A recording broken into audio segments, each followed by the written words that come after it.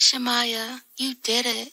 STL Music. Is that good? Welcome back to the show. Yo, listen up, we back in the game. Sweep the league, we got the flame. Motivated to the fullest every single day. We wake up, get it in every way. Working the tool and global inspiration. Talk this sports and top news, no hesitation. Sweep the league is back. We always coming back, that's a fact. Wanna tell them that. STL Music, mama, we did it. Where we at? Coach Jill in the house with the flow so tight. Derrick Gervin, rubber rock stats, we unite. Yeah, the best show, Monday through Friday. If this ain't different, they lying. We got the energy. When I say sweep, you say the league. Sweep the league, sweep the league, sweep the league, sweep the league. San Antonio, let's go. Sweep the league. Sweep the league.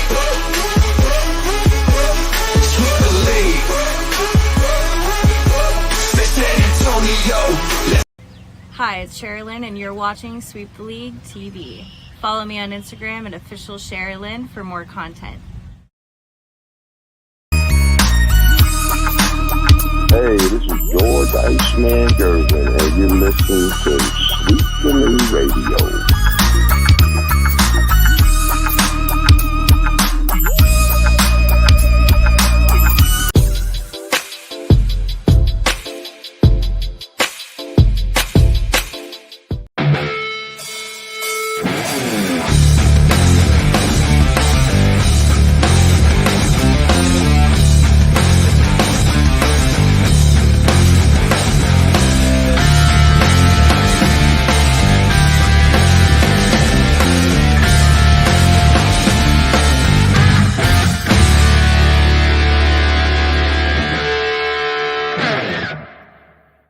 What is up, everybody? It is Wednesday. It's the Wacky Wednesday edition of Sweep the League. Rudy Campos Jr.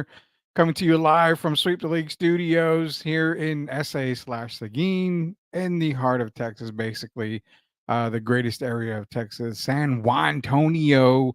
Shout out to MCS General Contracting. Shout out to Special Leaf Tea, La Cocina Taco Truck, and of course Castro and Son Solar, all proud sponsors of Sweep the League. Also, shout out to a very good friend, a very good partner of the show as well, Jeff Garcia and Locked On Spurs.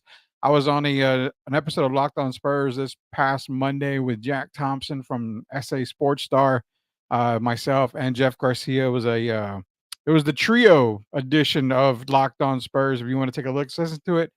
Take back, there was some news that Lauri Markkanen signed his contract with the Utah Jazz.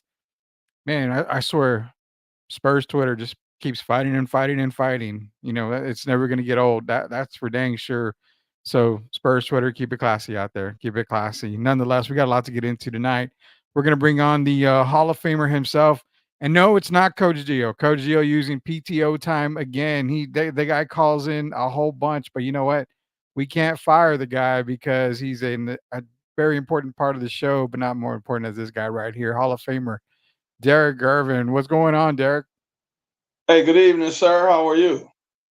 I'm good, man. I am coming fresh off of the walk that I started to walk around my neighborhood every day now, and that's a 2.3, 2.4 mile walk. So I'm feeling good. When I get back home and I'm ready to do the show. So I'm feeling good. I'm feeling this. I got to get into Derrick Gervin shape. That's what I got to get into. Well, for me, man, today is my 5th anniversary of my mom passing to the exact day, August 7th. So I've been a little sad, but hey, I'm shaking it off, man, so we can talk some hoops. Yeah, we'll talk some hoops. And, it's a tough month for both of us. I remember I texted you this morning, with your mom passing, my dad passing August 12th. So August is a very tough month, but we're gonna get through it. I know by you and I doing these shows, it shines a bright on everybody, and they are smiling down on us. So we just got to keep it going, man. I appreciate you joining me on tonight as well. But as you said, we want to talk some hoops, and the hoops that we want to talk about are Olympic hoops, man. So this first segment is brought to you by MCS General Contracting. Hey, man, when you're trying to put the best team on the floor, you got to have a foundation, right? Well, the best team isn't exactly Team USA. It's not Germany. It's MCS General Contracting. That's the best team when you need to lay the foundation down. You need that parking lot, going. You need to get everything going. You need the pool. It's hot in San Antonio. We got to get a pool here somewhere. You need all that great stuff. You contact MCS General Contracting. Chris Leha and the boys will take care of you hands down, man. That's MCS General Contracting, proud sponsors of Sweep the League. Jacob Eric says, let's get it. Let's get it, Derek. So we've got the semis coming up. And you've got obviously Team USA, Serbia. You've got, LeBron, AD, all those guys going against, basically Joker, and Joker being, a multi-time MVP.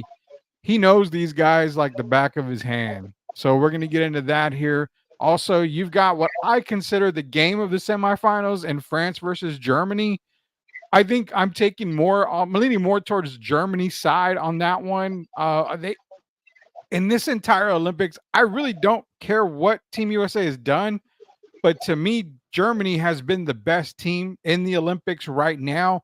You look at the competition they had to go through in group play. I think they've kind of solidified for me that they are the better team out of the 4 remaining. I'm not discrediting what Team USA is doing, but I think if anybody makes it tough for them, it is Germany. If they get past France, let's break it down. Let's break down the USA-Serbia game, because that one to me is a little bit not easier to break down, but it just feels like Team USA is still the better team, whether Jokic is playing, the entire game or half the game, however it is. But just keep in mind, Steve Kerr did make it well known today that he's aware that Serbia might have just been playing coy the first 2 games that they played against them. So they are ready for anything that Serbia bring to them. Do we kind of see a different Serbia team going up against Team USA in the semis? I think so. Man, you look at it. Jokic didn't play a lot the first exhibition game. And then we played him in group play. I believe he played maybe 20-something minutes, like 23, 22, some 21, 22 minutes. Yeah. This time Serbia is going to pull out all stops because it's 1 game knockout now. And so it's all for all the marbles. And I think if Serbia shoots the ball well, they didn't shoot the ball well the first 2 times we played. Yeah. And so if they have a guard, I think is the key. Him and Jokic are the key. And I'm hopefully USA will kind of tune into those 2 guys. It's Jokic and the point guard, I believe his name is Micic, M-I-C-I-C. Yeah. And he's he does all the little stuff. He's a hustler. He just seems to get guys in the right position.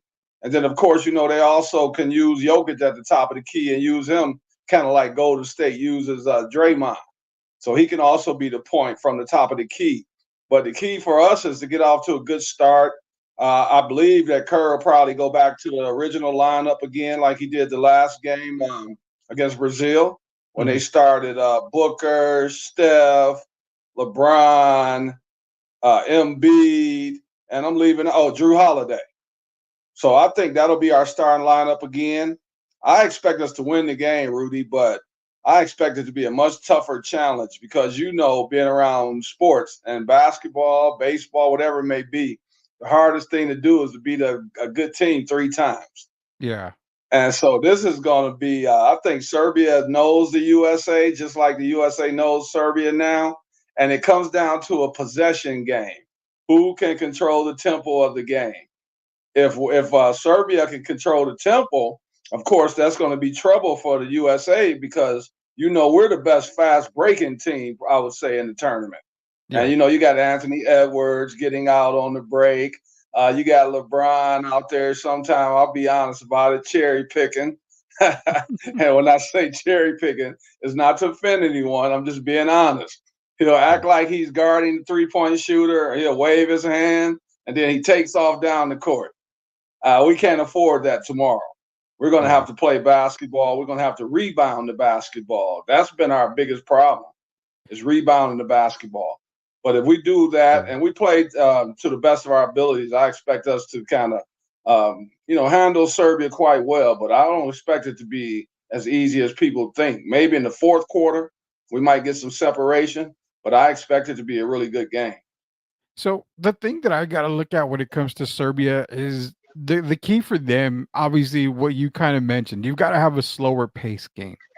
And I figure they would probably use majority of the shot clock on the offensive side, keep USA. For what I'm thinking is you're going to probably see Jokic obviously control the tempo on the offensive side, run it, run the shot clock down, make Team USA work on defense. Just have guys like you mentioned, Jovic, Bogdanovich, Misick could even be running around. Just backdoor screens, just make it real tough for them on the offensive side for Team USA. And then the thing is you've got to eliminate, like you mentioned, the cherry picking, but you got to eliminate the fast break. This is a team, Serbia, that plays with their mind more than anything else. So you're going to probably see a lot of these guys take charges like you and I talked about at the beginning of the Olympics, where Team USA is getting on the fast break. A lot of these guys might just stop on a dime and let LeBron, let Booker, KD just kind of trample them, because that's an offensive foul and that slows the game. Whether they call it a charge or a block, it does the most important thing, and that is slow the game down. That's the most important thing. If you can eliminate the fast breaks, Team USA is not a very good half-court team, Derek. The starters really have struggled in the half-court game. I think we played better in the half-court game with AD and Bam Adebayo in there. And then you have Derrick White, who to me really has been the catalyst in this tournament. I know Drew Holiday has played well, and you got some production from Booker offensively. But to me, Derrick White is the key in the backcourt. He's the one that's been the glue and seen that kept everything together, because he does some of everything. I know they're anointing LeBron. They want LeBron to get the MVP because that's the only thing missing on his resume. And I'm hoping they actually pick the person that really deserves the MVP if we were to come out and win gold. But yeah, Derrick White's going to play well. But the second unit, Anthony Davis, the rim protector, I think we're going to need him a lot more tomorrow. And Joel might not play as much, because I think AD, we definitely need him the way he can get out and cover the pick and roll. He just seems to move. He moves a lot better than AD as far as altering shots. And that's going to be important tomorrow, because he's going to have to close out on the three-point line sometime on guys like Bogdanovich and Jovic. And so we're going to have to play really good basketball. We're going to have to take care of the ball, and we're going to have to bring it. Yeah, it's I think everybody, like I said, they look at the last couple of games. I think they were won by Team USA both times by 26 points, I believe. But if you look at the factors in a lot of these games, especially the last one, Derek, you brought up some great points, and we went back and looked at it. When Joker was on the court, it was a completely different game. So knowing that this is the knockout round and its winner basically go to the bronze game, it's expected to see Jokic. What do you think his minutes are going to be? Because you're talking a 40-minute game. He's probably going to be right around that 36, 37-minute mark, if I'm not mistaken. And people have to remember that. That's one of the rules. We'll talk about the differences in the NBA and FIBA basketball. Is 40 minutes, four 10-minute quarters as opposed to four 12-minute quarters. Mm-hmm. And usually in FIBA, Rudy, they'll give the stars also get a big break, normally bigger than they would during the regular season in the NBA. Yeah. But tomorrow, since it's a knockout game, they're going to have to play Jokic about 34 to 35 minutes. I think you have to give him 2 or 3 minutes to rest in both halves, but that's it. Other than that, I see him playing about 34 minutes. And, of course, he's going to play well. He does so many things well. I'm just hoping that they can figure out a way to stop him.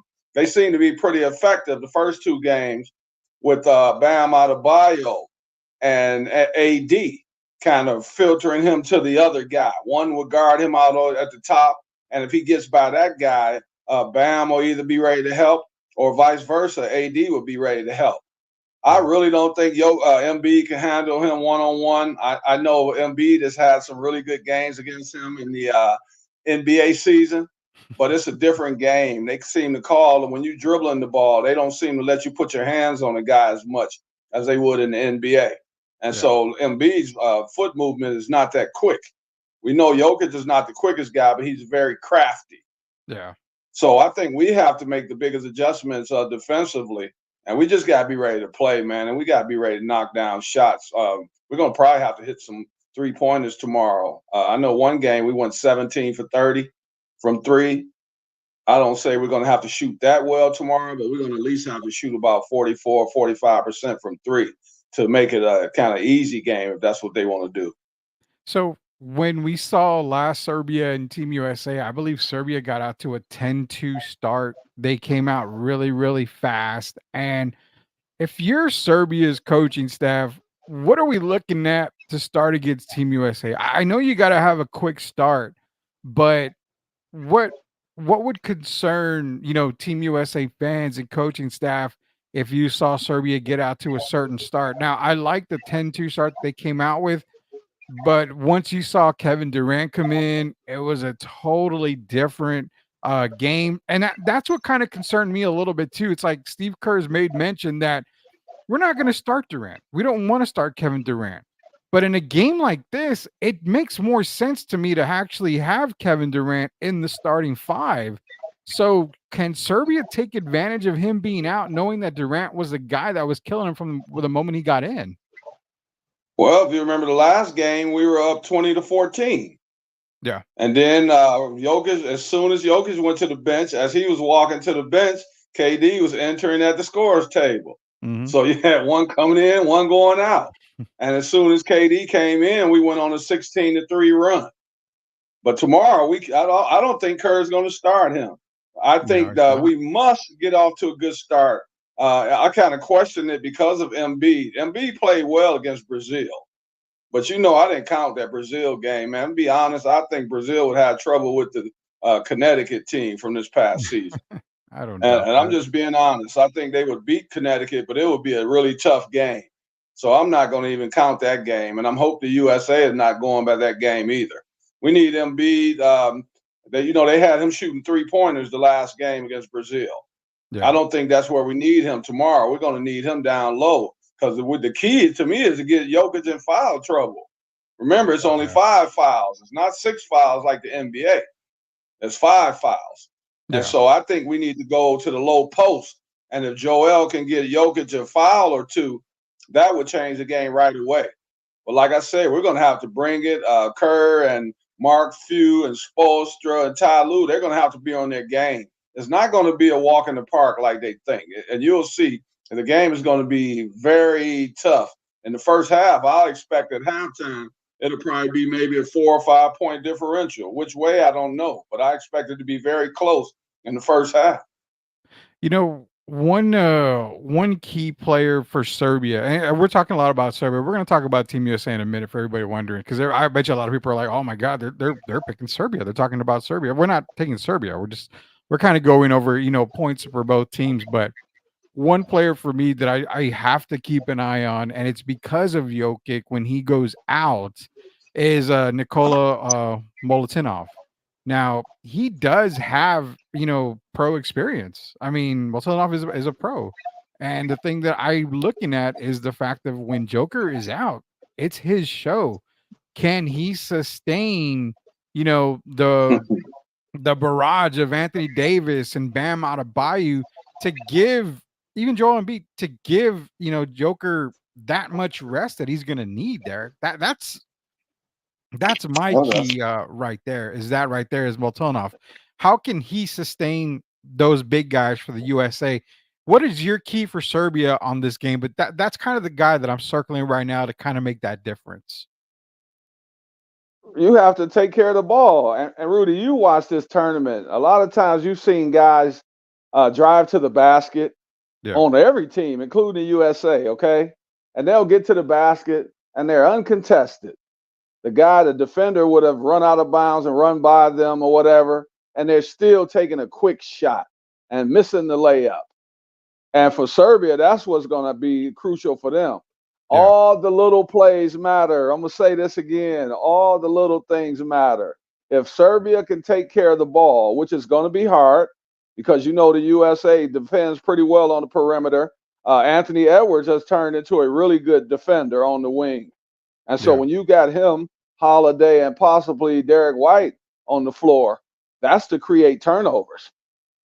And that's what Serbia is going to have to do. They're going to make sure they stay patient, and they're going to have to make smart plays, things like coming to the ball. You know, they make a lot of passes across court, kind of like my friend with the Clippers, man. That's the only thing I question him about. Paul George, you know, you make those across court passes, and at Yeah. the inopportune time, I'll say, and pressure will do that to you. And if Serbia can withstand the pressure, it's going to be a really, really tight game. With Jokic on the bench, they have to manage those 5 or 6 minutes by playing good, solid basketball, running their offense, running the shot clock down to about the 7 or 8 second mark, and getting a good opportunity, and then getting back on defense so the USA cannot get out on the break. Yeah, and that's the thing is it's controlling the tempo. The key word tomorrow is tempo. They've got to control the tempo. If they allow the US to get on the break and just get out, run the court, get the easy dunks, get a couple of layups, it's going to be tough for them because not only does that open up, a can of worms for them, but we also noticed that when they've been on those, 3-on-2 fast breaks, you've got guys, Booker, Steph, KD, you got guys that can pull up from 3 and that 2-point layup turns into a 3-point shot and bang, you're down an extra 3 points. And that you don't want to let it get out of control is the thing. So tempo is definitely the key. Shout out to JC. Appreciate you joining us, JC Special Leaf himself there. Tim, we will see the same starting lineup for tomorrow's game like the last game against Brazil. And Gazado Zay's in here. Everyone is sleeping on Serbia. This is going to be the game that makes or literally breaks USA. So this is the first, and it's funny because, like I said, they beat Serbia by 26 in the first 2 games, and I see a lot of people just saying, "Well, come on, they beat them already by double digits. It was kind of a walk in the park." That was not a knockout round. One was exhibition. One was group play, which in group play you just have to get to the knockout round. Doesn't mean you got to put your best effort forward all the time. You just got to get to the knockout round. And Serbia was the second best team in that group, so. Because I was right. I mean, you can't sleep on Serbia because you've got a multi-time MVP. You've got NBA players on that squad, and you've got a very smart team. So he's right, 100%. You can't sleep on them. Rudy, I want you to think about this. When LeBron's on the floor, what's the best way to defend them? Because if people have been watching the game, when he's on the floor, he's throwing a lot of backdoor passes. Yeah. And, some have been stolen or some have been deflected. But that's where he's been really killing teams. He's been throwing that one-arm side pass to the basket to a guy cutting to the basket, whether it be Devin Booker or whoever it may be. Last night, they started off with Devin Booker early. And if you remember, Booker got a layup. He scored the first basket at the basket. And so if they take away some of those plays, just think you have to eliminate what they do well. You're not going to completely stop it. I'll say you have to minimize it. And you basically have to make the USA beat you from outside. And the way I coach is there's certain guys, and I'm talking about my little team. We play Friday, if you know my little 10th graders. There's certain people that I don't want taking that shot from the 3-point range. So we close out on that guy, and then we live and die with Derrick White or Drew Holiday or whoever it may be, taking the 3, as opposed to Devin Booker, Steph Curry, or Anthony Edwards. And of course, when KD comes in the game, that's another story. But it's just playing smart, man. You got to learn from your mistakes. And Serbia, I believe, is going to do that. So that right there is going to make it a ball game. Yeah, it's going to be a really good ball game. I think tip-off is tomorrow at 2 p.m. You can watch it on the USA Network. More comments in here. Exactly. He is right, Rudy. And it's sad we have only relied on 3-point game. Yeah, I mean, the 3-point barrage by the Americans is, they've been shooting the ball well. They've been shooting very well. And, I believe Magic Johnson one time said it, you can only knock down shots for so long. Eventually you're going to go cold for a little while. And it could happen against Serbia. They could go cold and, the 17 for 30, could easily turn into a 10 for 35. And, when you live by the 3, you die by the 3, and that's very typical. Go ahead. I'm sorry. I want you, I'm trying to tell people everything. I want you to think about this. I pay attention to this game. Anthony Edwards and Steph, mainly Anthony Edwards. Most of his threes have been coming on the right side of the court. Yeah. It's either been in the wing and from the wing, or it's been in the corner. Mm-hmm. Steph Curry, most of his shots have been coming on the right side. LeBron has drove a few times, or one of the other guys have driven. They kick it out to Steph on the right wing, and they give him too much time. And you give him time to set, you can pretty much count it. Yeah. Kevin Durant, top of the key. He's hit some of those daggers from the top of the key. He missed one the other night against Brazil. They got the offensive rebound. They threw it right back out to him. So you already know that's money. You're not going to miss 2 in a row, uncontested. You got Drew Holiday shooting from the left wing. This is the stuff Serbia needs to be paying attention to. If you're going to do your scouting report, you got to take away these guys' strengths. And that's how you make it a ball game. And if they studied and did their due diligence, that's how you make it a close ball game. And then the key is when we miss a shot, Serbia must defensive rebound the basketball. If they don't defensive rebound, they don't have a chance, because you cannot give the USA 2 or 3 or 4 opportunities. That's a recipe for disaster. So Serbia's got a lot of things that I've mentioned, that you mentioned, that they have to do. And they have to play almost what we'll call a perfect game. And if they can do that, that's the only way I really could see them winning the game. Yeah, Gozzado's in here. I hope Serbia ain't listening to this podcast. We're giving them the winning recipe, man. That's why. Who knows? I mean, I'm pretty sure somebody in Serbia is listening to this podcast. We are with Hall of Famer Derrick Gervin, Rudy Campos Jr. When we get back, we're going to break down the USA side. We've been on Team Serbia for the first part of the show. Take our first commercial break. When we get back, we'll see what Team USA, the keys to victory are. Also get MVP talk from Derrick as well. We'll also break down France and Germany. We're getting you guys ready for tomorrow's semifinals. Promise you also, Derrick and I are ready to talk college football, but we're waiting on one Coach Gio. So hopefully he can get in here, because I think he's ducking us that we're not picking the Bulldogs to win the SEC. So he doesn't really want to talk about that, Derrick. But when he's ready, we'll get on the show. We'll do some college football talk. Hall of Famer Derrick Gervin, Rudy Campos Jr. We'll be back. Are you looking for a contracting company that gets the job done right the first time? Look no further than MCS General Contracting. MCS specializes in top quality concrete work, including patios, driveways, foundations, and swimming pools. The team of experts are dedicated to delivering exceptional results and unparalleled customer satisfaction. At MCS General Contracting, they're not just hardworking, they're local. Based in San Antonio, they are committed to building relationships and trust within the community. That's why MCS guarantees your satisfaction. They pride themselves on getting the job done right the first time, every time. So why wait? Contract MCS General Contracting today to schedule your project and experience the difference for yourself. MCS General Contracting. Building a better San Antonio, one project at a time. Proud sponsors of Sweep the League. Hey guys, are you ready for a flavor explosion? Look no further than La Cocina Taco Truck, serving up the best street tacos and quesadillas in New Braunfels. With a 5-star rating and rave reviews, they're not just a taco truck. They are a taste sensation. La Cocina staff is the best in town and pride themselves on making every customer feel like family.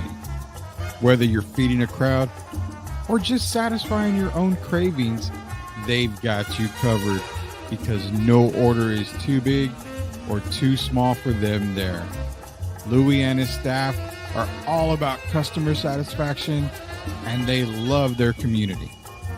Don't worry, San Antonio friends. They're just a short trip away to New Braunfels. So why wait? Come visit La Cocina Taco Truck today and taste the difference for yourself. That's La Cocina Taco Truck, where every bite is a fiesta. Proud sponsors of Sweep the League. Hey there, sports fans. I'm Ashley, your go-to girl for all things sports here on Sweep the League. Welcome to our daily news reports, where we'll be covering the latest updates from the NFL, NBA, WNBA, college sports, and more. We're thrilled to be a part of the rapidly growing Sweep the League network. bringing you fast and fresh news updates every day. Make sure to subscribe to Sweep the League TV on YouTube for even more in-depth analysis and discussions with our amazing team Monday through Friday. Huge thank you to our incredible sponsors in San Antonio for their support. We couldn't do it without you. So let's get started. I'm Ashley, and I'll be sweeping the league for you every day. Stay tuned for the latest sports news and updates. Pops the mastermind, got the team what we need. 5 rings deep, we the dynasty kings. From the Alamo Dome to the banners we bring. Welcome back to Sweep the League. Hall of Famer Derrick Gervin and Rudy Campos Jr. joining you on this wacky Wednesday. We're getting you ready for the rest of the Olympics, the Final Four happening tomorrow. You got France against Germany and Serbia and Team USA. We're getting you guys ready for that. Who's going to advance in our opinions? We're going to break it all down here for you this evening. This next segment is brought to you by MCS General Contracting and La Cocina Taco Truck. Remember, La Cocina Taco Truck, quesadillas, street tacos. I mean, it's the short drive to get satisfied. They are in New Braunfels, but hey, you know what? It definitely is a great drive to come out to La Cocina Taco Truck. Louis and the staff is going to make sure you are fed and fed well. And guess what? If you say that Sweep the League sent you, Louis is going to take care of you at La Cocina Taco Truck. See them today. They are open Thursday through Sunday, 8 p.m. till the last person leaves. So, we broke down the Serbia team, gave, our opinions on what they need to do, gave some keys, gave some players, thinking, okay, this is what's going to have to happen. The main focus is tempo when it comes to Serbia against Team USA. Now, flip the page here. Team USA, what is it that they've got to do to beat Serbia? Now, we've seen them already beat Serbia, but we feel like we haven't got the true Serbian team come out just yet. You're going to definitely see it tomorrow. Is it a very quick start for Team USA? I think for me, it's the fact that you've got to just put the pedal to the metal, go full drive, and use your talent that you have, this all-star talent, this superstar talent that you have on Team USA. From the moment the jump ball happens to the moment the final buzzer sounds, Derrick, to me, it is, what is it? Hank Gathers and Bo Kimball type of basketball. Just grab the ball and run. That is my main key for Team USA because Serbia is a very slow-paced team. Well, it depends on the starting lineup. See, that's the difference. We don't know if he's going to go with the starting lineup from the Brazil game, the original starting 5, I'll call it, or is he going to insert Tatum and Anthony Davis to get up and down the floor? I think that's the lineup that gets up and down the floor more. Was you got Anthony Davis, Tatum, and then you bring in a Bam Adebayo, who we know is really not a center, an undersized center. So it depends on how we start off. If we start off with the lineup with Embiid, we haven't gotten off to great starts in any game, have we, Rudy? I'm just talking the regular season. I'm not talking about the exhibitions. In the 3 games, the group play, we didn't really get off and put a team away in the first quarter in any game. We were down to Serbia. We were tied at first with South Sudan. And then we kind of put Brazil away, but even they made a little run. So it depends on the starting lineup. I hope we get off to a good start. For me, man, I'm telling you, I'm putting KD in the starting lineup. I just think we need to have him and LeBron in there. Now listen to this lineup. Okay, you can keep Drew in there if you want to, but say you don't, and you go to Steph, Devin Booker, KD, LeBron, and Anthony Davis. How do you like that lineup? I actually like that lineup. I like that lineup. To me, quick lineup. Man, to me, that's the best lineup. Period. If you really think about it, that lineup there, it works on both sides of the floor. I know Steph is not the greatest defender, but he's gotten better in the last 3 or 4 years. He puts in the effort. Yeah. And so I like that lineup. And I want KD. I want the best KD. I don't want KD to have to come in and work his way into the game. I want to start putting these teams away now in these last 2 games. Because there's too many things that can go wrong if you don't get off to a good start. And people have to remember again, this is not the NBA. These games go back quickly. This is FIBA rules. Things change quickly. If you get a technical foul, that counts as a foul, as a personal foul. Oh yeah. So there's a lot of things can go wrong. If we shoot the ball or the other team shoots the ball, remember you can knock the ball off the cylinder. Once it hits the rim, you can knock it off. When the Yeah. NBA plays, we have an imaginary cylinder and they call goaltending. So some of these rules are going to start coming into play in these last two games. And believe me, that these teams know that. That's what they're banking on. This is their best chance. They know to beat the USA, to slip up and win, I'll say, is for some of these FIBA rules to come into play. And that's what we have to be worried about. So I don't think Kerr is going to start the lineup that I mentioned. I think he'll still go with Embiid and Drew Holiday. But hey, we need to get off to a good start. Yeah, it's got to be a fast start, and I like what Gazzato put too, because I think Tatum can play a very, very important role in this game, and that's where Steve's got to really put out the best players out there. I don't expect him. If I see a DNP, it's probably going to be Halliburton. It's probably going to get a DNP, which again, I don't. I mean, I'd rather see him out there, but if one player that definitely is going to get a DNP, I think it's going to be Tyrese in here. I think Tatum gets a little bit of run. But again, without knowing the exact rotation, and if Steve Kerr is going to start Joel Embiid because of Joker, I don't like it, because you've made mention and we've all made mention, FIBA rules are different, and the NBA guys who dominate the NBA don't necessarily dominate FIBA basketball. Hey, Rudy, be honest. And I don't want people to think I'm bashing LeBron. I'm just telling about basketball. When Mhm. he got elbowed and he went off the court and he went to the locker room, did you see how crisp the offense moved? Yeah. How the ball started and guys started knocking down shots, Devin Booker from the corner, or this guy getting shots. And Yeah. what I'm saying is we can do that with LeBron, but he's going to have to sacrifice, man. I don't care about him being 39 and trying to get his Olympic points and all of that. I want him to come out tomorrow and play team basketball and move the ball. And if we do that, the only thing about Brian that I don't like is he kind of reminds me of Luka a lot of times. He doesn't move without the ball. Yeah. And he would be so much more effective. If he moved without the ball, he'd have 50,000 points instead of 40,000. And so I'm hoping he comes out and plays, let all the other guys get involved early, as opposed to him dominating the ball, rebounding it, and bringing it down. And you got to get Steph and those guys involved. Steph finally got involved the game before against South Sudan a little bit, and then he got involved against Brazil.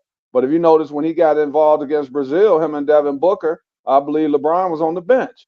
Yeah. So you got to get those guys. We need them. We're going to need their scoring. We're going to need Anthony Edwards. So we need to move the ball around. And if we do that, that'll be playing to our full potential. That's moving the ball and milking all five guys. We need five guys to win, and that's going to be crucial tomorrow. Yeah, it is. They've got to get out to that very, very quick start. I mean, there's no doubt about that. And that's the reason why I agree with you a lot. And we said it earlier, was the fact that I would love to see Kevin Durant in the starting five, because KD's been playing, really damn good basketball for Team USA. He can get them off to that very early and quick start. Joel Embiid's going to slow the game down for me, obviously. That's why I like AD in there. The thing with LeBron, Derek, is if you're really watching the games, I'm not gonna lie, I haven't had time to watch every single game because I work and all this other stuff. But when I have seen it, I notice, LeBron's very turnover prone. He has the ball in his hand. He's playing what we mentioned a couple of nights ago. He's playing Luka basketball. He's got the ball. He's dribbling it too much. He's trying to figure, let me run this play. Let me try to wait for this guy to cut. In this kind of competition, you've got to move the ball, and you've got to make sure that you make the right pass. You got to get your players in the right position. You can't just hold the ball, man. And that's my problem with Braun, is like you've got to make a quicker decision. This is not, the NBA where you're okay to get away with it and all this other crap is going on. It's totally, totally different. So I agree with you. The offense is a lot more crisper when LeBron is on the bench. And again, not bashing LeBron, but it's true. Just go back and look at the video. Go back and watch the games. We're not lying to you. We're telling you exactly the way it is. And Jeff Garcia from Locked On Spurs is asking about the marketing question. I'll get into that here before we take a commercial break. Jeff, promise you on that. I have some comments on that. Gonzalez says, I'd rather have Bam Adebayo start than Embiid start. We need athletes on the court. Have Durant at the 4, Tatum 3, Curry at the 2, and Braun at the point. Braun at point, again, I would rather him be more of a distributor than trying everything, but the guy's gonna dribble the ball for the entire shot clock. That's my problem, is that he waits for the fifth option to develop on a play, and you just can't have that, Derek. There's just no way. I think him at the point hurts us. I want LeBron more in attack mode, so that means receiving the pass. Because if you look at it, he can go downhill, and those guys have trouble stopping him when he gets to the basket. If you put him in point guard mode, that's what I'm complaining about him doing now, is holding the ball too long. And that Charles Barkley basketball, I don't like that. He's backing guys in, waving his guys off, and he's taking the guy off the dribble, but he's going slow about it and backing guys in. We don't need that tomorrow. That'll be playing right into Serbia's hands. Mhm. That means that we'll be playing the slow-paced game. And Serbia wants us to be in the 80s. We want to be up in the hundreds. We want to score 110 like we did against them the first 2 times. And that comes with ball movement. If you look at KD, people never talk about Kevin Durant. And they compare him to George with just scoring the ball, to my brother. But they never talk about how both of those guys move without the ball. Yeah. See, KD doesn't dominate the ball. KD can come off screens. He does all of that. Say, hey, so I would say if you want to put somebody at the point, you could put what Drew Holiday has played well at the point. Derrick White has played well at the point. You could put Steph at the point because you're not going to do it the whole game. Yeah. You can make LeBron, you can put LeBron at the point in spurts. But I don't want him at the point for the majority of the game. That hasn't benefited us. We need to get up and down the floor, and when we're in the half court set, we have to play better than we've played in these other games in half court set. And that goes back to moving the ball. I'd rather have LeBron utilizing his size to get to the basket on guys so we can get their team in foul trouble, as opposed to him standing there impersonating Magic Johnson. We don't need that. We need him to be more of a team player. He can be a facilitator, but we've got to do it with movement. And for us to win, that's what we're going to have to do. We certainly going to have to do it in the finals. So we might as well start now. Yeah, definitely, because the finals is not going to be any easier with France and Germany, either France or Germany, waiting on the other end. If Team USA is able to get past Serbia, would Jalen Brown would be perfect to guard Serbia guards Derek? Jalen Brown, would he have made a difference against Serbia? Yes, but we got enough guys with Holiday, White, and Anthony Edwards. I think people are sleeping on how good a defender Anthony Edwards has become. I'm impressed. They keep talking about the Jordan comparisons.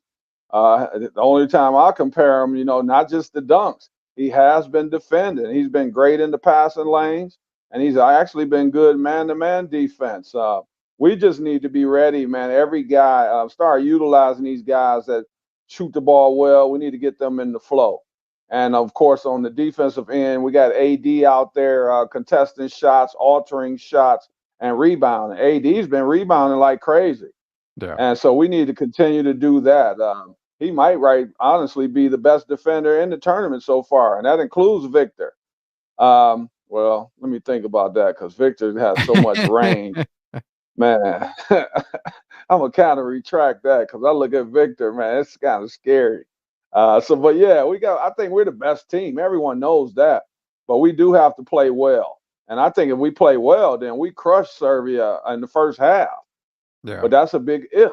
We have to do everything well, and we also have to take care of the basketball. Yeah, Joel Cologne, appreciate you joining in here. Says LeBron should be the most dominant player of his era with his physique, but he doesn't really like the contact because he's soft. Yeah, we have seen that a whole lot throughout his career. And because I was saying, I like what Derek said. You right, my man. Drew would actually be a nice point guard. Bron's is so big that's a mismatch. It's a mismatch, but it's a slower type of offense with Braun. And again, when you're playing against Serbia, it's about tempo. You got to be able to push that ball and get up and down the court. Before we go to commercial break, Jeff Garcia was in here about Larry Markkinen. So Larry got paid by Utah today, $228 million deal on the extension. Now, very well deserved for Larry Markkinen. That is for damn sure. But I texted Jeff earlier, Derek, and I was like, this is what I said. I said Danny Ainge handled this beautifully, and I even put it on Twitter. It was a beautiful thing for Ainge because he dangled Laurie out there. He saw what he could get for Laurie, and I'm not gonna lie, Danny loved what he saw. First round draft picks in next year's draft. Keldon, maybe even Devin. I'm sure the Spurs maybe even said Devin Vassell at one point. Then you have Golden State. They were offering him a lot of young guys, I'm sure draft picks. And, the whole Pajinski for Golden State saying, well, they weren't going to give him up and that's who Danny wanted. Let's not lie. I'm sure that he was in the talks as well. But what I was mentioning when I told Jeff this was Ainge worked it beautifully because he's going to get 1 year out of Laurie now. Laurie can't be traded till 2025, 2026 season, till next offseason. So what does that do? Well, now he's looking at the Spurs. Where are those draft picks going to be in the lottery or in the first round? Where is Golden State's draft picks going to be? Because if I was to trade Laurie now, I know San Antonio's draft picks are going to be shit because they're going to be a good team. If I trade Laurie to Golden State, then that draft pick is worthless because they're going to be a good team. Let me hold off on them now, get their 2025 picks because I know they're probably going to be not very good.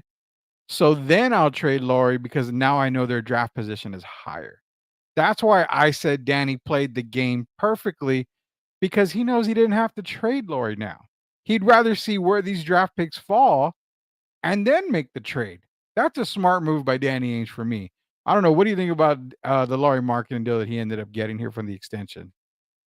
Well, no, I agree with everything you said, but I also want to congratulate Laurie because I'm a math guy, and you said 5 years, 228. That's 45.6 million a year, right off the top of my head. Yeah. So I want to congratulate him and his family.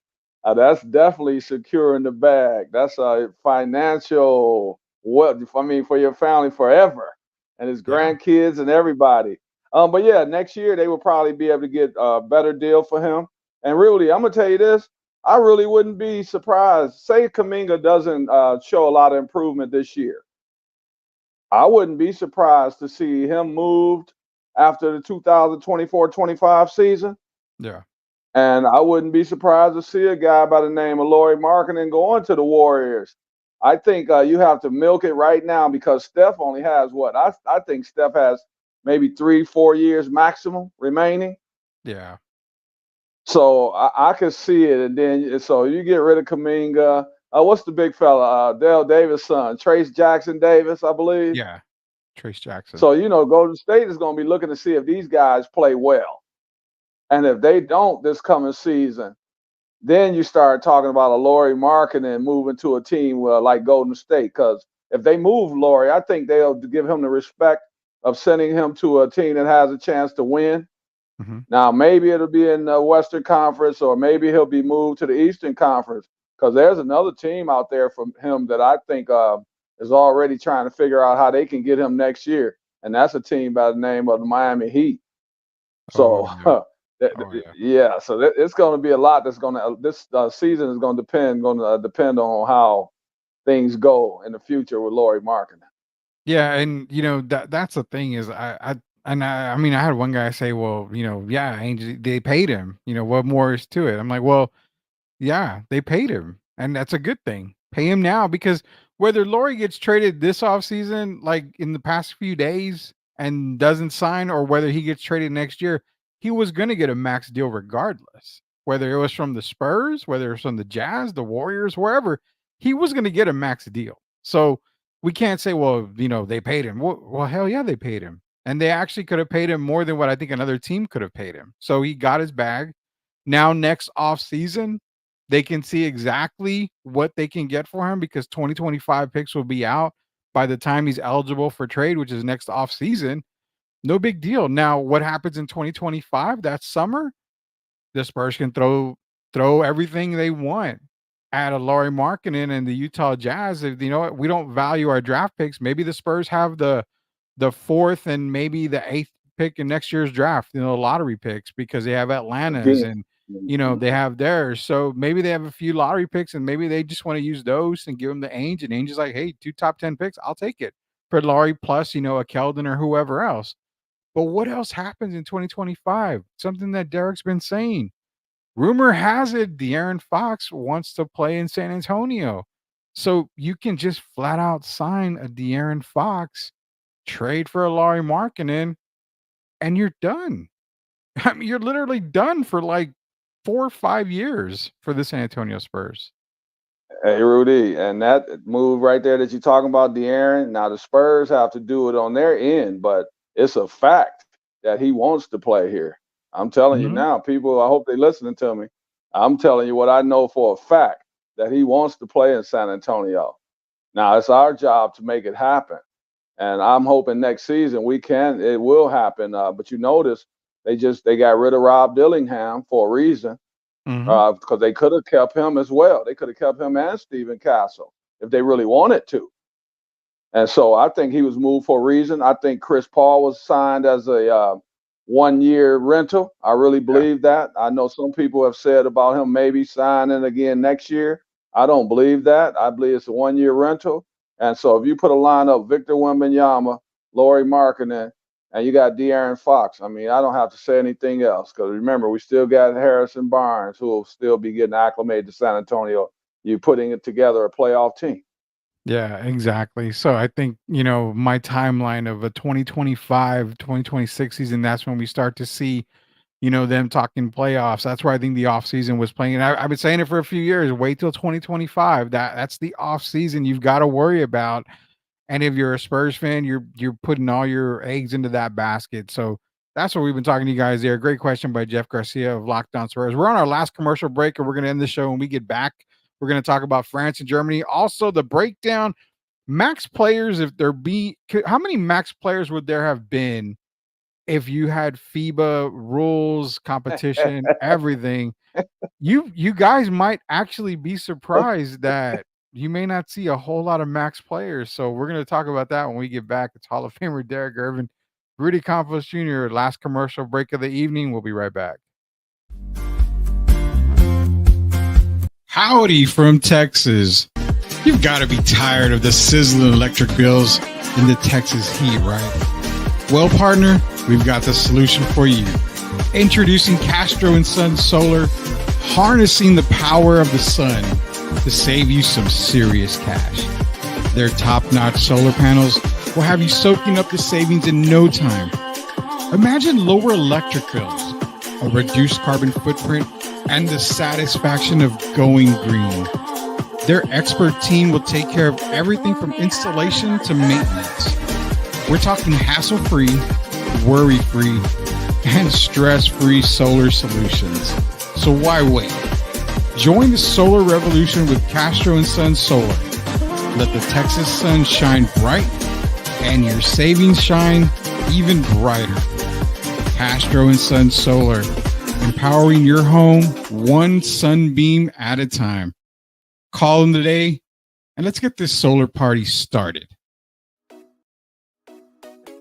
Can you imagine a world where nature meets wellness, where every sip you take nourishes your body and soul? Introducing Special Leaf Tea, a line of 100% natural, ready-to-drink iced teas crafted to boost your immunity and energy. With 4 unique flavors to choose from, as in hibiscus blueberry, tangerine ginger, pomegranate blueberry, or the original, you can indulge in the perfect blend of taste and nutrition. Their teas are carefully crafted with 2 times the antioxidants and no added sugar. They're known to help with blood pressure, hypertension, type 2 diabetes, cholesterol, weight management, and even provide natural energy without caffeine. Join the movement towards natural wellness. Order now at www.specialleaf.com and start sipping your way to a healthier, happier you. Special Leaf Tea. Nature in every sip. Proud sponsors of Sweep the League. Spurs fans, are you ready to stay ahead of the game of the San Antonio Spurs with the best coverage in the business? Tune in to Locked On Spurs, the daily podcast that brings you expert analysis, exclusive interviews, and all the latest news and updates for your silver and black. Join Jeff Garcia, the most informative and entertaining host in the game, as he breaks down all Spurs news and notes, interviews the biggest names, and keeps you locked into all things Spurs. From Monday to Friday, get ready to start your day with the best Spurs coverage in the business. Don't miss out on the expert opinions, the hot takes, and the can't-miss guests. Make sure you're locked in with Locked On Spurs. Subscribe to their YouTube channel now and stay ahead of the game all season long. Locked On Spurs. It's the best Spurs coverage in the business. Don't miss out. Shemaya, you did it. Wemby, the king is crowned. Wemby, king is crowned.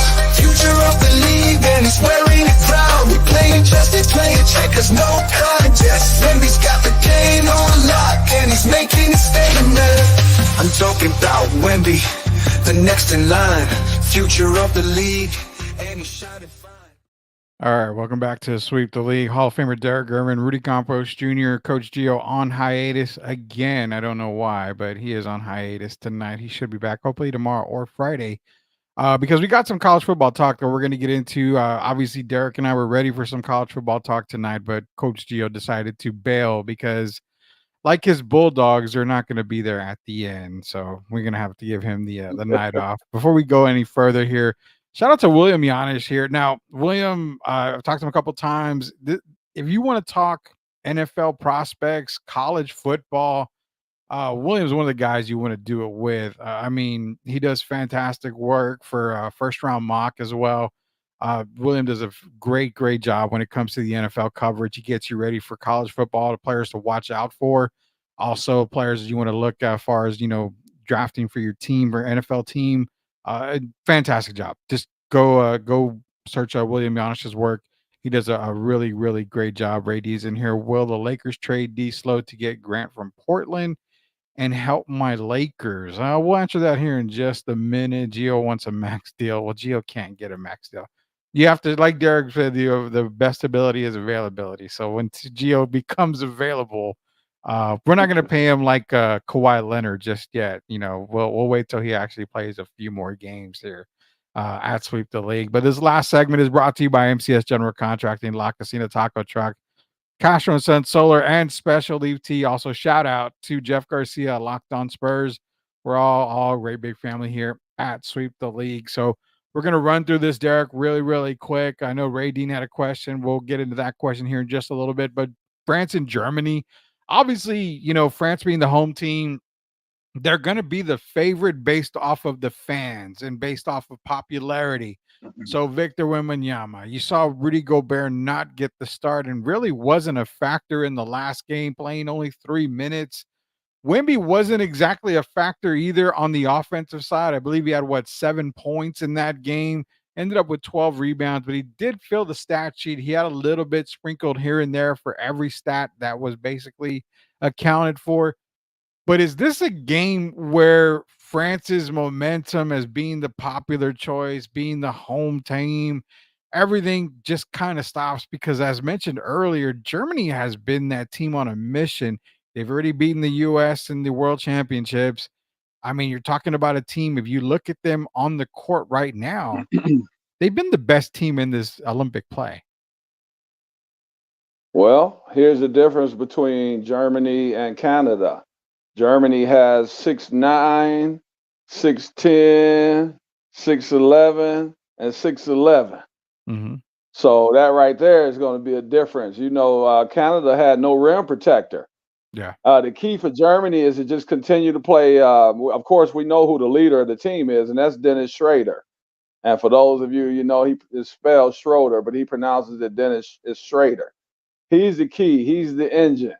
And he seems, as you know, he's been one of the top 5 players in international basketball when they play. When they suit up, he's played very well. If you look at it last season, he was the MVP of the World Championships. Yeah. And so I just think it's a different ball game. When Germany goes to the basket, and you'll see it tomorrow, when they have opportunities to score at the basket, they're going to be dunking the ball. And when you do that, that's how you nullify Victor Wembanyama. Victor still has to build up his strength. When you give Victor room, when you give him room and to use that length is when he blocks your shots. When you go to the basket strong, like Franz Wagner did in the last game they played, he went to the basket and Victor tried to reach over and block it, but he dunked it left hand and he dunked it really hard. Yeah. And that's what they're going to be doing again tomorrow. I think Moritz Wagner, when he gets to the basket, you've got your big man Voigtman. When all those guys get to the basket, they're going to make sure they're finished. And here's the key for me: it's going to be defense. I know that France has Batum and those guys, Evan Fournier, but I tell you what, man, if you remember, Fournier is more of a catch and shoot guy.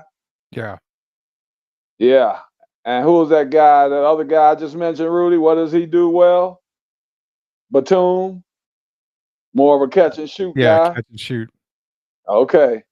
Germany plays defense, my man. They're all up on them. They're going to make these guys put the ball on the floor. And that's going to be the difference. And then I don't think Victor's going to be a big factor in the low post area, the mid post, I'll call it. He's more of a passer, a better passer. I don't think Victor's strong enough yet to take these guys to the basket off the dribble consistently. And I think that's going to be the difference in the game. Physicality is what I'm saying.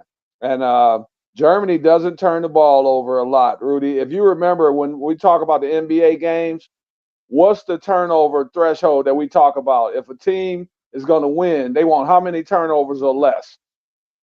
14. I would say 14. I was going to say 14. Yeah, 14. That's the golden number in the NBA. Yeah. And for me, that's going to be the same thing tomorrow. I don't expect Germany to turn the ball over. I expect them to maximize their potential.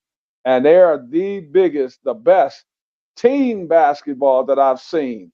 And I think that's going to be the difference tomorrow. I think it'll be a really good game, but I'm picking Germany to win that by about 7 points type score, maybe about a 90 to 83 type game, something like that.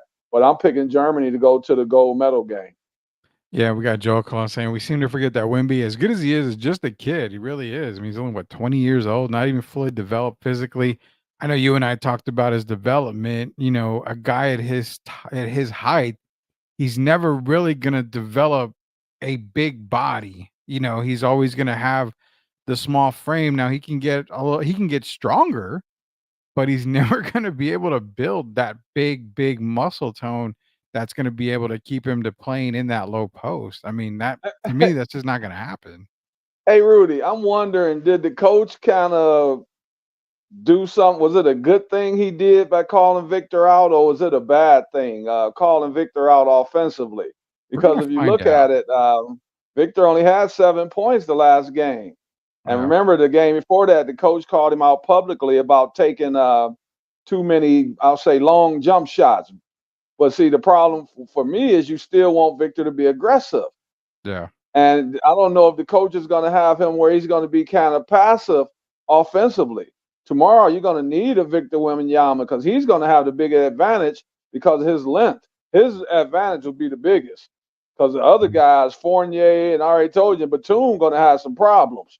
Oh, yeah. So they're going to need 20 points from Victor tomorrow. If Victor can score 21 points tomorrow, they have a chance for them to pull off an upset. I'm saying it now. I didn't say 30. If he can get 21 tomorrow, they have a really good chance. If he gets 7 to 12 points tomorrow, they're done. Yeah, I would say that's fair right there. We got a quick question for you, man. Derrick, was Manute Bol strong?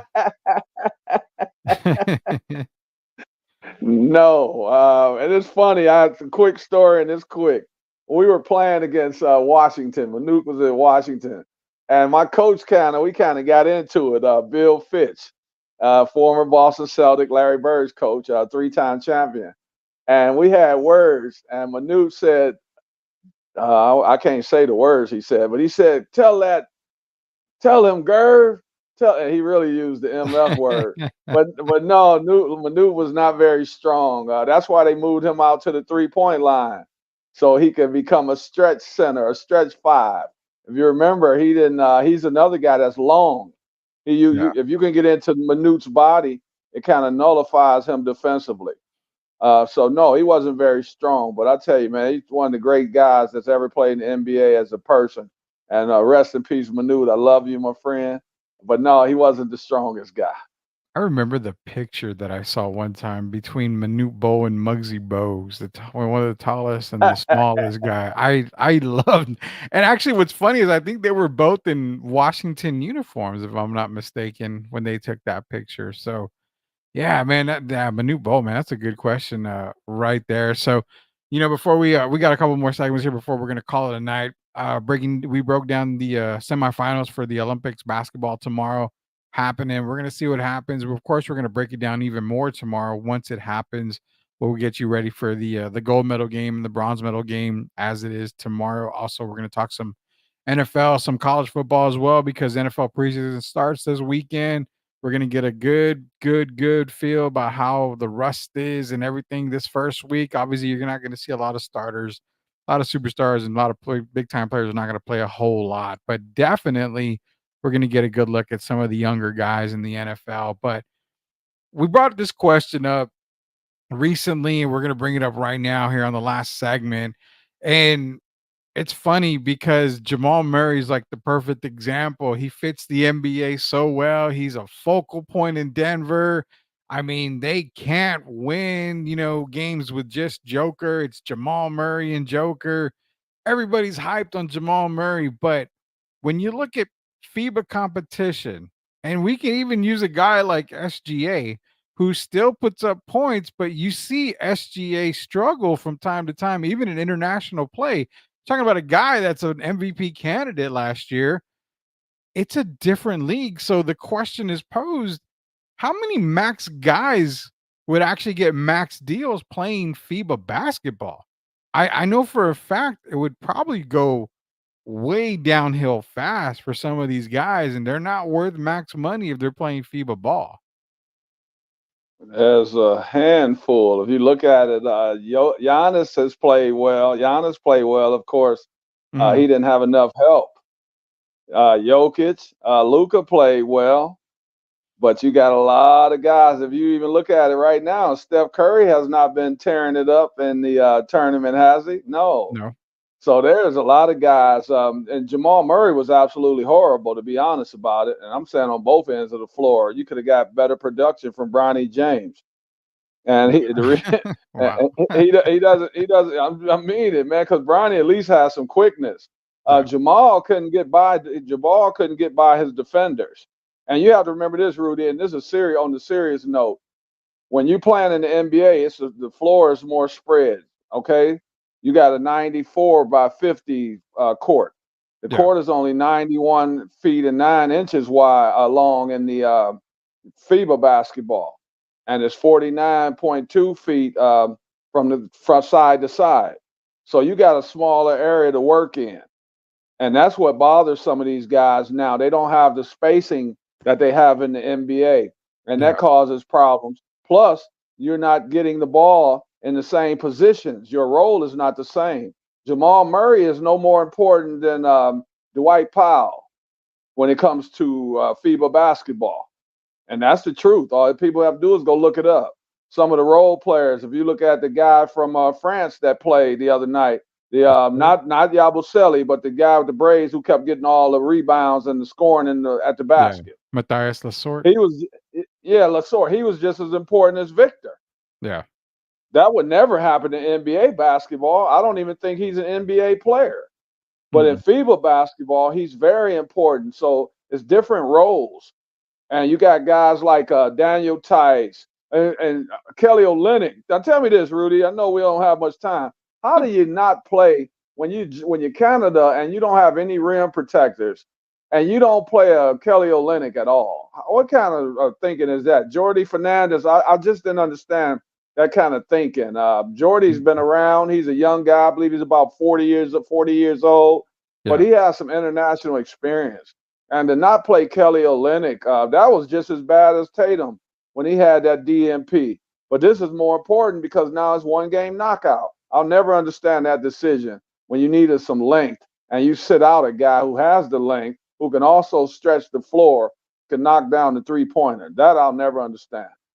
Yeah, and Joel was saying we really can't, gauge it on a 3 or 4 game sample. But I mean, Jamal Murray, even in the World Championships and even in past, international competition, a lot of these guys haven't really been, great players for their What, country.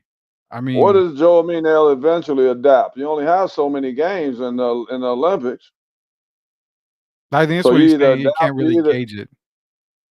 no, but he's saying that I think they would adapt eventually. What does eventually mean? If you only play 4 games and then come 2028, you're only playing 4 games again. Some guys never adapt. What they do is they choose not to go back and play again. Tim, you think Tim Duncan wanted to play again after the nightmare he went through the first time? Some Yeah. guys know that they're not made for FIBA basketball because they never make the adjustment. Joel Embiid is struggling defensively, still trying to figure out how they call the games. So you don't have time when you're talking about FIBA basketball. That's why I just say I'm not saying Joel is wrong, but you have to gauge by a 3 or 4 game sample because that's all some of these guys are ever going to play in Olympic basketball. They don't come back or they don't even get invited back. So you have to adapt quickly. Yeah. Yeah, and that's the agreement there. I think we're getting at. I got Timmer here about the USA Nigeria game. Got physical at the end, Derek. I wasn't able to see that game. Joel, this ain't a season. It's The just women. 8 games. Yeah, women. Top exactly. If they play in Europe, they would be as good as they are in the NBA. So Now that's I think true. Yes. that's what I'm saying. It's the difference Yeah, in I hear you, rules. Joel. Yeah. The adaptation of rules is getting to eventually they would adapt. I mean, they're going to adapt to it, but if you Joel, it took me a minute though. I got to be honest. And all the years I played over there, Rudy, uh-huh. and this is Joel as well. I played overseas for 10 years. I don't ever remember one time where I knocked the ball off the rim. It just didn't. It just what is not something that just comes natural to you. Doesn't feel right. And so it's a big adjustment. It's not what you're programmed. All the years I grew up playing basketball, it was just not something I was used to. And when you're over there playing, you're not thinking about that. And the guys that are from overseas, we're the foreigners over there. The guys that are from those countries, it comes automatically to them. What we're used to here is a 24-second shot clock. Then now you got the 14-second shot clock. You got the 8 seconds to get it past half court. These are the things that become ingrained in our mind. And knocking it off the rim is not something that a lot of Americans ever adjust to unless they make their career where they play over there. But for me, I never probably knocked the ball off the rim one time. Yeah. You know what? Before we go, I want to ask this here. Is the adjustment period quicker for the women's game internationally? Because a lot of them go overseas to play in the off season. So the adjustment, I guess, the women's game is actually more adjustable and quicker than the men's game is. Rudy, how many minutes do the women play in the WNBA? Oh, geez, man. 10, 40 minutes. 10 minute But I'm quarters. saying, yeah, but I'm saying they play 40 minutes just like they do overseas. Yeah. NBA is 40 minutes, so that's one easier adjustment there, right? Yeah. And Easily. then how many women are going to be knocking the ball off the rim? Hardly any. Not Definitely. not many. Yeah. If maybe a Brittany Griner occasionally. So that's another easy adjustment. So these ladies go over there, and their game is more predicated. It fits the European system more, I'll say. Even the Yeah. physicality, because if you look at the physicality in the WNBA, don't they allow more physicality than the NBA allows? Only time the Yeah. NBA allows that physicality is in the playoffs. Yeah. Yeah. But That the is true. women's game, yeah, if you look at the women's game right now, hasn't it been physical? Hasn't Angel Reese got slung to the floor? Haven't people been complaining about Caitlyn getting roughed up? Yeah. A lot. So their Lot. games, yeah, so their game is more similar to overseas than our game, than the men's NBA game is. Yeah, and real quick, Gonzalez is pretty sure players wanting to make the NBA is harder to adjust just because of the different rules. I actually think international players come into the NBA. I think they're in heaven because the rules, benefit their game a whole lot more. I mean, that's why again, think about it. top 5 players in the league this year and what the all NBA team 4 were international guys. I mean, their game Can I just answer is that? easy adjustment. Go ahead. This for all the people. I want you to think about this because I played over there, remember? And guess what I'm doing at 3 in the morning? That's what time the NBA games come on over there. Mhm. It's a 7, 8 hour time difference, right? So the Yeah. foreigners, what are they watching? They're watching the NBA game. So they learn the rules quickly. They learn about the 48 minutes. They learn about the floor being 94 by 50. And on the other side, are the NBA players watching the European basketball? No. Yeah. So we're not sitting at home watching them. They're sitting at home watching us. And that's Mhm. why they're able to make the adjustments quicker. Yeah, and that's the reason why we've been saying too that there's the international game, the players are coming in and they're dominating quicker. They're playing a lot faster, they're adjusting a lot quicker because the game in America is a lot easier in the NBA for them. I mean, it's not as physical. They're used to, they're used to watching a ball get knocked off the rim to where they're in the NBA, if that happens, that's guaranteed goaltend. That's 2 points for them or 3 points for them. So, Yeah. Yeah. And what what do else, we got? Rudy? They're more fundamentally sound. When you look at the team ball, they're Yeah. not doing the tricks and all that, right? That Yeah, it's doesn't pace. happen until you get to the NBA. When you get to the NBA, you can be who you've already always wanted to be. Yeah. Over when you're playing FIBA basketball, you have to adjust basically for the betterment of the team. That's about winning and losing. Remember, the NBA is about showcasing your game It's about and building likes. your brand. Yeah, you get to build your brand over here. You don't get to Mhm. do that when you're playing European ball. It's a totally different game. Yeah, it's about likes, it's about TikTok, it's about all the social media when it comes to NBA players today. That's all it is, man. Look at Joe. Yo, NBA players ain't watching European basketball, they're at the club acting out. Yeah, pretty much. Yeah, they Uh, got no time what for happens in Vegas stays in Vegas, Joel. So no that. comment from me on that one. Real quick, man. Tim says later on he has a question about college football. Yeah, Tim, get your college football questions ready, man. We're gonna be covering college football when Coach Gio comes back, and it's gonna be fun because it's so weird. I'll give everybody a little preview before we go. Is that the American Conference? Obviously, UTSA. You see the jersey right behind Derrick there. UTSA football program has been. It's been on another level, man. It's been improving under Jeff Traylor. Well, they have Memphis as the best team in that conference, yet most people, as far as even the power index goes, have UTSA better than Memphis.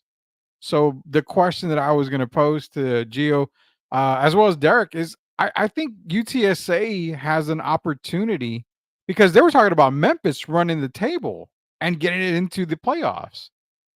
But I don't see that. I see UTSA as the better team in the American Conference, which the only loss I see UTSA getting ideally is against Texas. And that's an okay loss. That's not a bad deal at all. So I think I would definitely take the UTSA in the American Conference.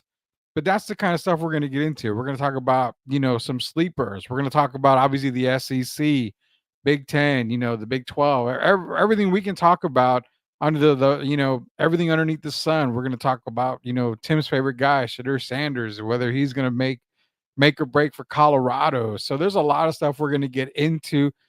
Texas State is going to be UTSA. I don't really see that Mm, happening, Gazzato, but that's why they play the games, man. I mean, it's a rivalry. I'll say that much, and it's a good rivalry at that. But I thought, Derek, I thought I would never be saying that in today's, 2024 UTSA versus Texas State in football. I never would have thought I'd ever Trailer. be saying that. Trailer is a great coach, man. I mean, the guy, he's a great recruiter. I think we just recruited a top level guy as well at the quarterback spot recently. Yeah. I believe he's coming in next season. Is it this season? Or I believe it's next season. But I think Trailer is it's going to next. Yeah. continue. He's going to continue to recruit. He's a very likable guy. He's a business guy, but he also has fun with the guys. He spends time with the players. He gets to know these guys. You got a lot of coaches. As you see, Dion's in the paper today. They were talking about some things that have been going on that weren't so great at Colorado. We can get into that later. But Oh, yeah. Traylor's a guy that you want to play for, and he's an X and O guy, but he also makes adjustments during the game. And to me, Yeah. that's what a successful coach is, a guy that's willing to make adjustments during the game to bring home the W's. And I think that's what the difference between him and a lot of these coaches out there at Memphis and a few other places. Yeah, real quick, Stevie R. Wilson MVP for Team USA Women. Derek, who do you have? Wow. I don't know. Tim calls her Stevie, but it's actually Stewie. But Stewie. that's Yeah. okay. I don't know. I'm gonna have to go Asia Wilson. Man, that's a tough one. Man. Hey, Tim. Yeah. That's the toughest question I've been asked in a while. I don't know which way to go because to me, that's co-MVP because neither has been more important than the other. When one might struggle a little bit, the other one picks it up.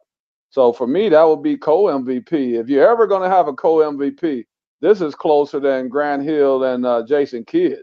So for me, it would be co-MVP of MVP. I couldn't really pick one over the other.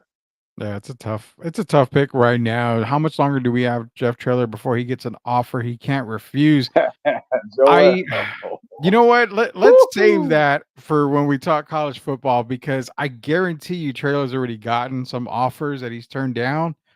There's probably a couple of schools that he won't turn down. One of them resides in Austin. So I think there's a couple of schools that if they came calling, he probably would take the bag and run. But I think it's kind of the way I've been thinking about Tim Duncan and those guys. Just enjoy him while he's here because you never know when he's going to walk away. Yeah, I don't want to see him out at USC, and I don't mean South No, Carolina. no. He's not a West Coast guy. And you know what? I don't know. Hey, He's Rudy, not you an East never Coast know, guy. man. Well, Look you're at my right. hand. The money's there. I mean, if UCLA came calling with a massive contract, I'm sure he'd look at it. But I think Let's Jeff's cover in that Texas. later. Yeah, we're gonna have to cover that later. That's a great question, Joel. Be sure to ask that when we That's a cover great that. question. That's a fantastic question there. Texas State is my NCAA team, and I've beaten Oklahoma and the Oregon Ducks. Texas State is a beast. Well, when it comes, you're talking about college football 25, then I'll give it Texas State there. But we're going to get into more college football talk here in the next couple of days. We got NFL happening. Preseason starts this weekend. We got games starting tomorrow, Friday, Saturday, and Sunday. We're going to monitor all the games, give you guys a little bit of insight on NFL as well as college football. It's football season, man. I can start to feel the barbecues coming. I can see the leaves starting to change hopefully soon because it's fall time. So we're going to get football here going. But for Hall of Famer Derrick Gervin, Rudy Campos Jr., for PTO, which is Gio's nickname now, we're going to call him PTO, and everybody else that is involved with Sweep the League, shout out to MCS General Contracting, Special Leaf Tea, Castro and Son Solar, La Cocina Taco Truck, and shout out to Jeff Garcia on Locked On Spurs. We thank everybody for joining us tonight. Be sure to tune in tomorrow, 9 p.m., Monday through Friday, where we sweep the league every single night for you guys. Till we'll see you later, knuckleheads. Have a great night, everybody.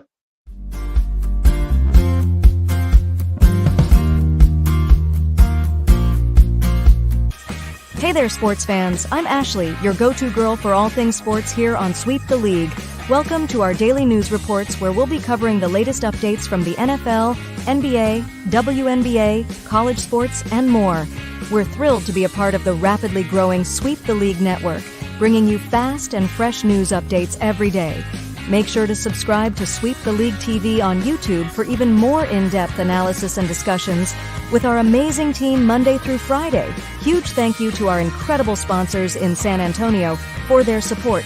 We couldn't do it without you. So let's get started. I'm Ashley, and I'll be sweeping the league for you every day. Stay tuned for the latest sports news and updates.